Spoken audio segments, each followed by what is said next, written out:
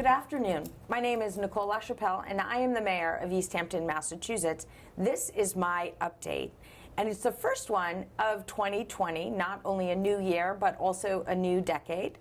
I want to start the year off with, I think, a little known resource in Western Mass and statewide. To my left is Maurine Albano, who is with the Massachusetts Adoption Resource Exchange and Western Mass coordinator of the services, and also a more familiar face in Easthampton, Kerry Homstead, who is with the Treehouse Foundation and also works with the revisioning of foster care in Massachusetts and really on the forefront nationally.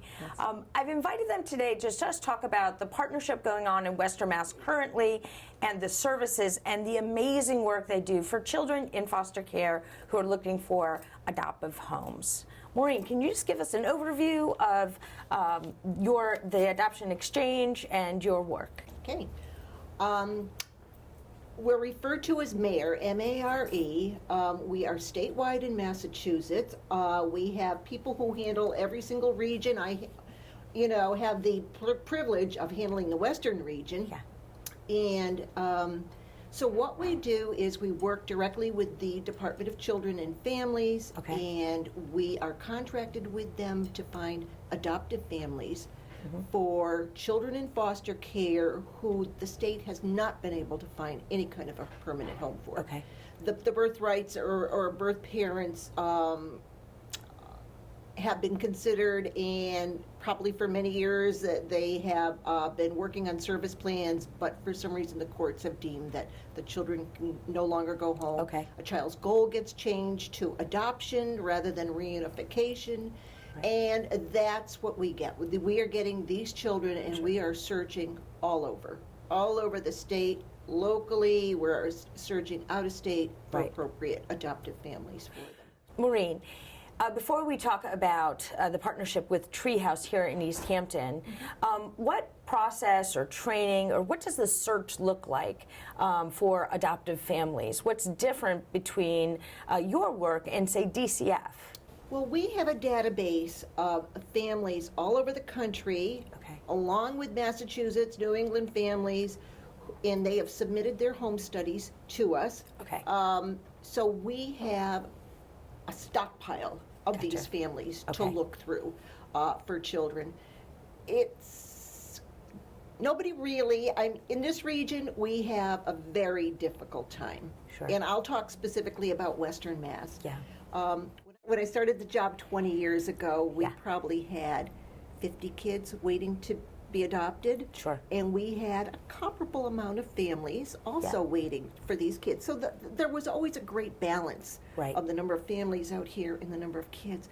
We have, I was just telling Kerry, we've got 300 kids, close to 300 out in here Western now. Mass. In Western Mass alone. And we have 2 families right now. That's it. Something has happened. We have lost the interest of families to adopt or even do foster care. And I don't know what you've seen, how this has affected you in Treehouse, but we just don't know what to do. I have to go out of state. I have to preferably go to New York, Connecticut, New Hampshire to find families. In the eastern part of the state, it's entirely different. But our demographics is so different. We have a tiny population pool to draw from compared to the eastern part of the state. And we've got a healthy stream, unhealthy stream of drugs, alcoholism, things that are affecting our cultural community out here. So the numbers are just building.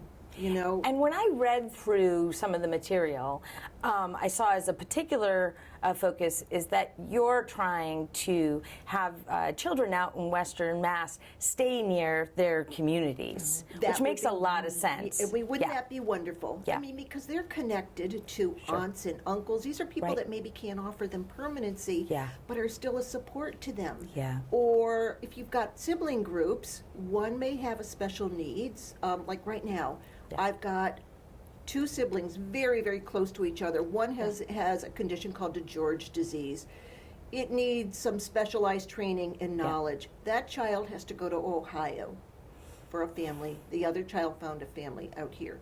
Wow. So these are two boys that Yeah. grew up together. One is kind of parentified, really, Right. is taking care of his younger sibling. It's just not fair. It really isn't fair that Right. these boys have to be separated. Yeah. I know they're both in good homes. That's not it, Hmm. but in the families, I know will keep do everything they can to try to keep them Right. together, but it's not like them both living in Right, Easthampton, right. going into the same school system. Sure. You know, maybe not the same grade, but eventually seeing them, you know, after school. Yeah.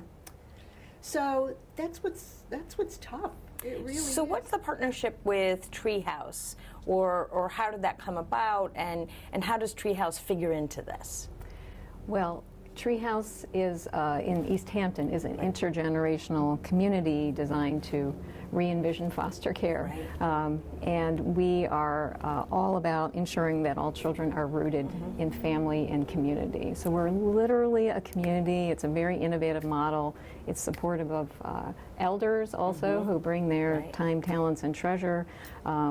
And families. And Treehouse was developed in Western Mass because proportionally there are so many children in foster care in Western Mass. And we know we need to be addressing this issue not through systems but through communities. So, and we also know that we have all these talents among older adults living in our communities. We know people need affordable housing. We know we need to keep sibling groups together. And we also know we need to demystify, like, oh my gosh, I couldn't take on a child because it would be so complicated. We need to show that these are kids. So with MARE, one example is we both support their work because our dedication as a community is to permanency. So whether we have a grandparent raising their grandchildren at Treehouse, or families ideally stepping up and coming to Treehouse in order to be that adoptive family, or an adoptive family who says, I need support. You cannot raise children alone, and often children who've experienced foster care have complex issues, and it's not just great adoption, everything's all set. We really need to support a family through their child's development. And we also have so many young people in our communities who are aging out alone. What's that about? That's not okay. We need to sort of change the course of this ship and say, wait a minute, those kids need support. What can community, what can permanency look like for them? So we're thinking and talking about all those things at Treehouse. With MARE, for example, when our young people in our Heroes program give a presentation to the public, we invite MARE to come to have to provide education. These are other kids available for adoption. We want to be promoting young people being adopted. It's not just little infants, which people, are easier to adopt, I would say. But, across the lifespan. And you can be an adoptive parent. You can be a single person. You can be a straight person. You can be a gay person. There are so many ways. And people can do a lot. And if you can't do that, as founder Judy Cockerton says all the time, there's a lot you can do to support a family, support a child. You can be a mentor in your community. All those pieces, whether you're just getting diapers and giving them to DCF or you are being a mentor, add up. And they help a child feel rooted in a community. It's such needed work. And I think when you're talking about young adults aging out, in really a lot of times on their own into communities and how to support, but also children, siblings, and keeping them together. If our viewers are interested in getting more information or asking just general questions of how these services fit into our community and permanency, how do they get a hold of you? Well, you can contact Treehouse Foundation by calling me at the Treehouse Foundation. You can go online, see treehousefoundation.net. You can also call us 413-527-7966. And we are hoping, I just want to put a plug in, we're hoping to have other communities in Western Mass because we think there can be strength in numbers. And we're addressing multiple issues and realizing how intergenerational strength is a powerful force in our communities to be cultivated. All right. MARE can be reached if the family's interested in foster care or adoption. Right. Probably the best way is to go on our website, which is Okay. mareinc.org. Okay. They can get in touch with me directly through that website if great. they would like. But I can give you a phone number. It's Sure. 413-452-3431, and I'm in Springfield, so I'm not Okay. that far away. Sure. And I also want to mention, like Kerry said, these kids are aging out. I mean, this is a reflection on the community. It's a community effort. Sure. But if these kids don't have anywhere to go when they Right. age out, where are they going to go for a family? You know, they're going to be homeless. They're going to look for a family that they Sure. never had, which probably is, and we've heard about this recently, a gang member. There's a lot of that. They'll take care Right. of each other. Yeah. There's drugs, there's alcohol. It's all a reflection, and it's going Sure. to be a toll on the community. And I don't mean to be selfish about it, but if this is what it takes to find families for these kids, I think we got to look internally at our own community and these effects, the effect of this long term. Sure. But again, families, for older kids especially, Yeah. if we can't find an adoptive family, at least let's find somebody who could be a mentor to them, a visiting Sure. resource where they can go on holidays Yeah. when, I mean, they're teenagers. They got to have somebody to talk Sure. to when things aren't going well. You break up with a girlfriend, you know, just from the little things to the big things. Sure. Who's there for them? And we know that this is a challenge that we're addressing in Easthampton in conversations with Treehouse, but also with our community center and our faith community. I mean, they are interacting and looking for services and providing support, and it is amazing that the numbers. Right. That Easthampton, and I think on some level it's like, oh, we're a small city, it's 16,000. And I've seen, especially with the level of addiction in our community across generations, that need and young adults and even preteens are really reaching out for some help and some support. So I mean, there's not lack of need here in Easthampton and certainly in Western Mass. So I would thank you both for coming and just kind of enlighten us of the great services that you provide, but also the support these children need and your organizations need right here in Easthampton. People are out there going, I can't adopt. It's just for whatever reason. And I'm going, that's okay.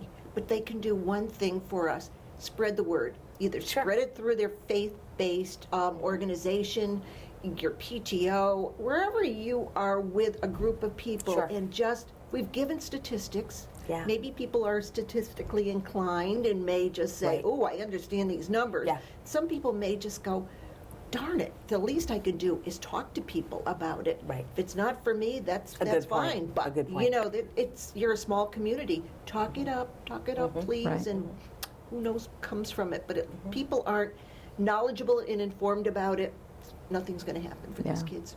Yeah, and I'd love to add, as far as Treehouse goes, we offer tours. Come visit, come find out how you can be involved in re-envisioning foster care. Everybody can do a piece, and the communities you mentioned, the faith communities and so on, make a huge difference. No, and to hear when going to Treehouse and hearing really the joy of all who live there is very inspiring. But more importantly, it really shows the operation and the connection and how the structure can work and the support. Well, thank you again, both Thank for you. coming. And I would remind our residents that what we're talking about today around foster care and finding permanency for children and young adults is something that I agree, we all need to look inside and figure out what we can do to help our fellow humans in a time when there's such a great need. Have a wonderful week. I'm going to see you next week. And if you have any questions, please contact my office and we can get you in touch with both of these amazing women.